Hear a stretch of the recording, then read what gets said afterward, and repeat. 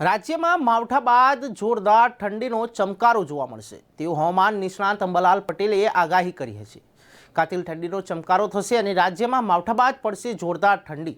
ત્યારે ગુજરાતમાં પડશે ગાત્રો થીજાવી નાખતી ઠંડી। ત્યારે 2 થી 16 પશ્ચિમી વિક્ષેપોના કારણે ગાત્રો થીજવતી ઠંડી પડશે। ત્યારે હવામાન નિષ્ણાત અંબાલાલ પટેલે આગાહી કરી છે।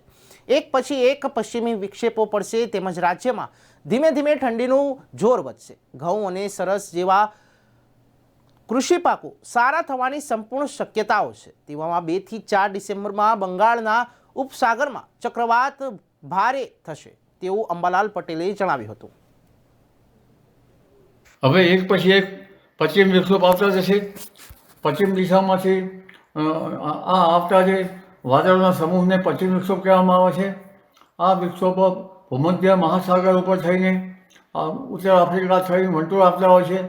ઉપરાંત તેમાં કેટલી અન્ય વૈશ્વિક અસરો પણ થતી હોય છે।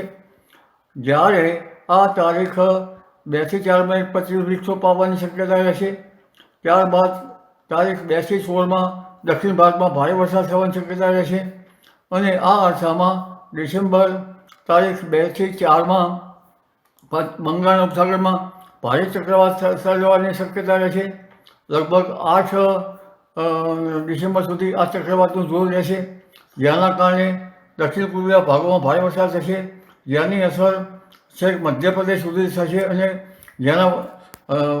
જેના જે આર્દ્રતા છે એના પવનો, ભેજવાળા પવનો, અરબ સાગરના ભેજવાળા પવનો ઉત્તરીય પર્વતીય પ્રદેશોમાં પશ્ચિમી વિક્ષોપ સાથે મર્જ થઈ જશે અને વાદળવાયુ અને વરસાદ થશે। હવે જે વરસાદ થશે એ હિમયુક્ત લગભગ ઠંડા પવનોનો વરસાદ થશે।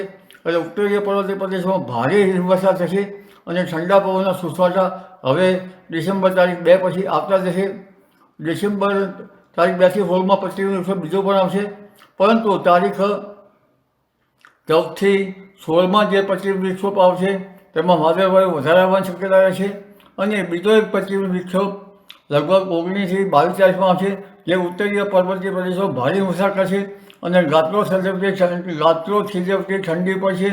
એટલે હવે ધીરે ધીરે ઠંડીનું જોર વધશે।